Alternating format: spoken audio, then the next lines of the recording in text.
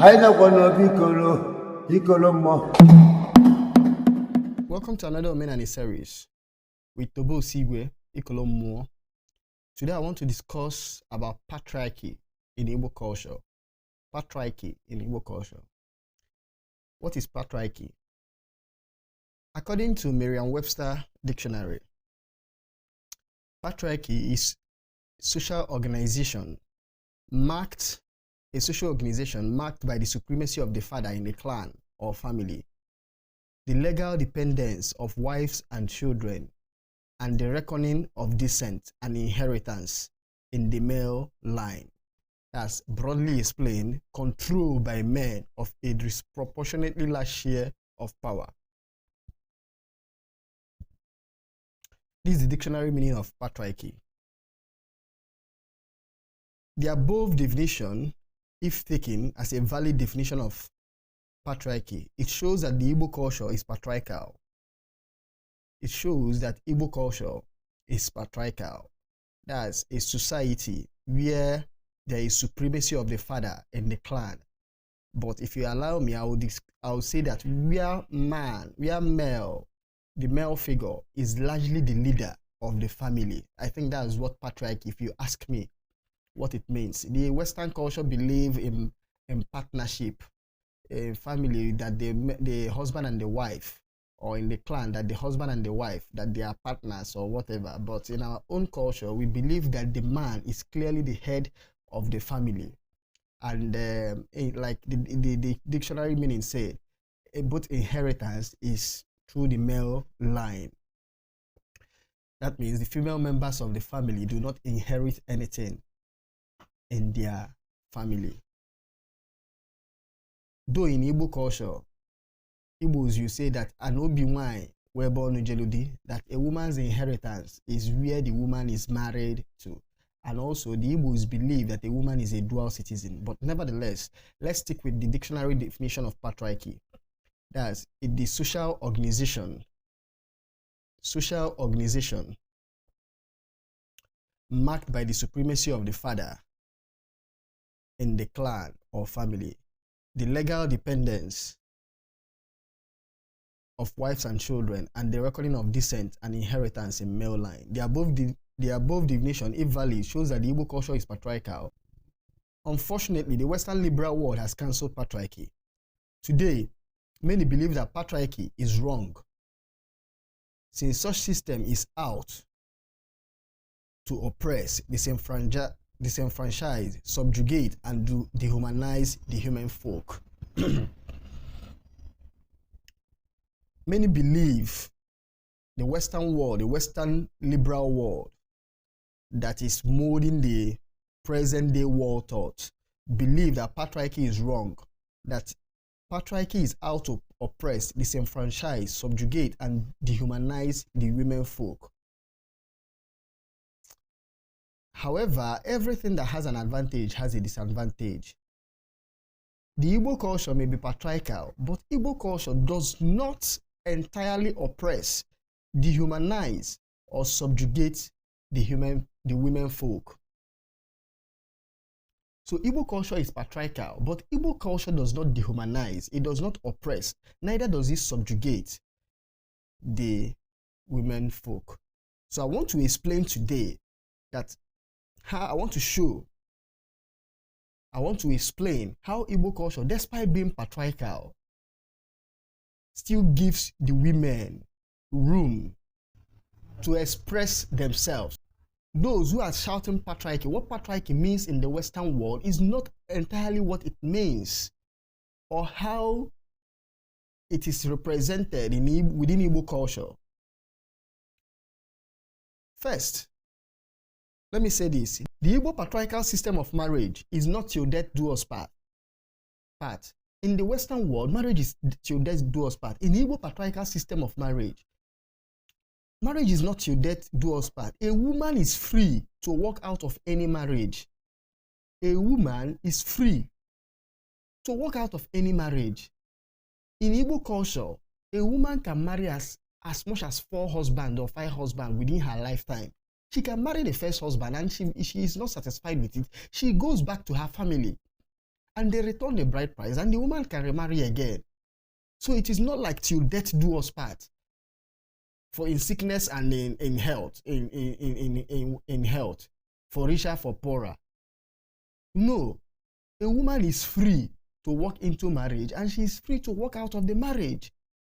So this idea that death do us part is a new thing. It's not like that in Igbo culture. The Igbo patriarchal system understands that the husband is the head of the family, but that does not mean that the woman cannot walk out of that marriage. Even the Igbo patriarchal system, when it comes to marriage, allows even a woman that does not want to get married to marry. What do I mean? A woman can marry wives. A woman can marry woman and get people that will get that woman pregnant to bear her children. Remember, I've said in another video that marriage is conducted between two families, and how we determine who owns a child is who pays the bride price of the lady. So a woman can even marry a fellow woman and keep her in her own house and get people to get her pregnant, and those children will be her own children. So you see that there is freedom. The third one, a woman does not, in Igbo culture, in our own patriarchy, a woman does not bear her husband's name. Surname is a Western thing. Surname, that you married a woman does not mean you own a woman. A woman does not bear her husband's surname in Igbo culture. A woman still belongs to her father's family. That's why it's called EJD. A woman that is married is on a journey. It's called EJD. Ojeli EJD. That's what they call it. Ojeli EJD. That means it's a journey that you must return back. Now, a woman does not bear her husband's surname. Neither is a woman forced to worship the husband's family gods. In fact, in Igbo culture, a woman is expected to go to her husband's house with her own family gods. If you understand this, you understand why women are not allowed, are not involved in some of the religious rites within a family. One, because they know that their daughters will get married one day. And if they allow them to get involved, they can live with the family secrets. Then the ones that are married into the family, they understand that those women can go one day, that their loyalty is not with that family. They can go one day. So when women are not involved in some of the things that happen within the family, it's not out of oppression. It's because they know that a woman's place in a family is not permanent, that a daughter within the family can be married out and her loyalty becomes to her husband's family, or the woman that is married into a family can decide to leave and return back to her father's house. So like I said, in Igbo patriarchal culture, a woman does not bear her husband's surname. Neither is a woman forced to worship the husband's family gods. In fact, a woman is expected to go to her husband's house with her own family god. So a woman, once a woman gets married, she is expected to have her own sacred altar where she worships the gods of her husband, of her father's family. Number 4, a woman is expected to be doing business. You must possess a source of livelihood. In Igbo culture, in the olden days, once a woman is married, she is given a piece of land. She must have farmland where she cultivates. She is expected to be rearing her own domestic animals. She is expected to be doing her own business.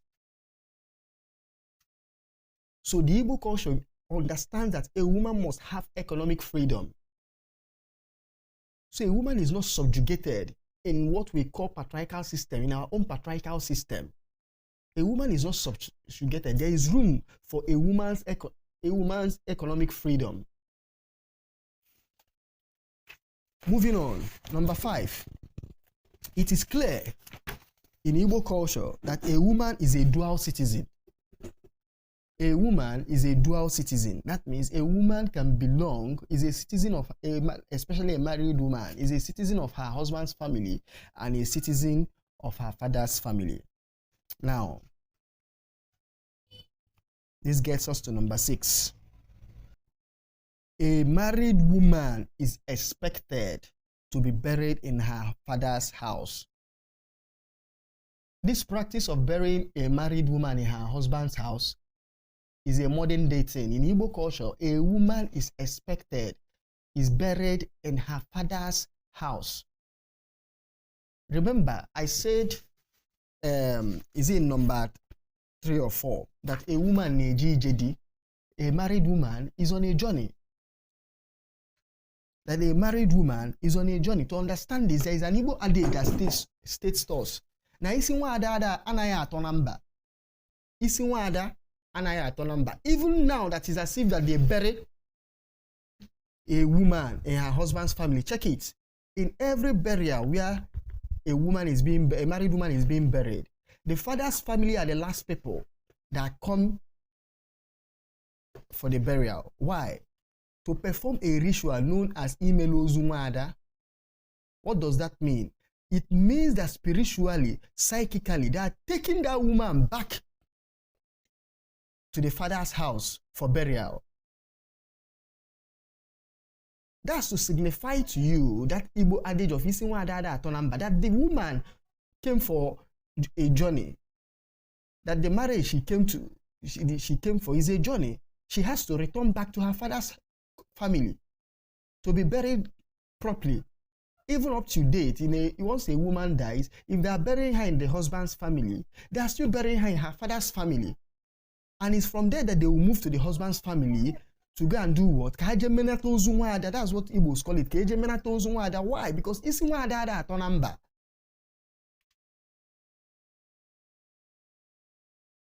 So they are coming back to come and collect their daughter. So for you to understand this, it means that a woman is not maltreated. You cannot maltreat a woman in her husband's house. If you maltreat a woman, the family will come and take the woman.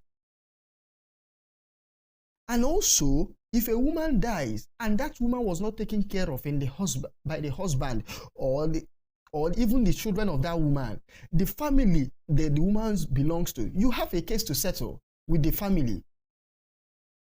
They will retaliate for maltreating their daughter. They will retaliate for maltreating their daughter. This shows you that in Igbo patriarchal system, that you do not own a woman. You can marry a woman, but you do not own her. Even in marriage, during marriage, they will tell you, that means you are not selling our daughter to you. We are giving our daughter to you, giving her to you, your family, for you to marry her, so that she will bear children for you. Number 7, the Igbo patriarchal system. In Igbo patriarchal system, we have what we call Omuada and Indimunyedi. This union, they are very powerful, and it gives women shelter and strong uniform voice to fight any form of abuse against their fellow women. So if any woman is maltreated, even if her father's family does not fight for her, the Omuadas will fight for her.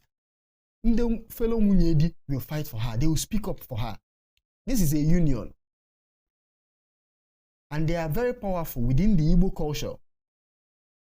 So within the Igbo patriarchal system, there is no room for oppression of a woman.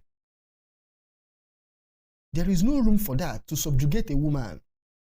So from the above, it is clear that the Igbo patriarchal system only ensures that men play leadership role. The Igbo patriarchal system ensures, is designed in a way that men play leadership roles. These leadership roles do not in any way translate or allow the enslavement, abuse, or subjugation of the women folk. So if you talk about women's rights, the Igbo patriarchal system ensures and protects the woman's rights. So there is no subjugation of women whatsoever in Igbo patriarchal system. This does not mean that there is no exception here and there. No, no society is perfect. No matter how you try to create a law or try to create conventions that govern society, you will see people that will break it. However, the essence of law shows that there is order, there is an attempt to ensure that there is order within the society. So this video is done so that those who insult, who denigrate the Igbo cosmology and saying that it's patriarchal and it abuses and subjugates women. No, you don't know what you are saying. Go back and understand the Igbo culture. No, the Igbo culture does not subjugate, oppress, or denigrate women. If you have any question, I would like to see it in the comment section. Thank you. If you love the video you will just watch, please like and subscribe, and also share the video. Please like, subscribe, and share this video if you love it. Thank you.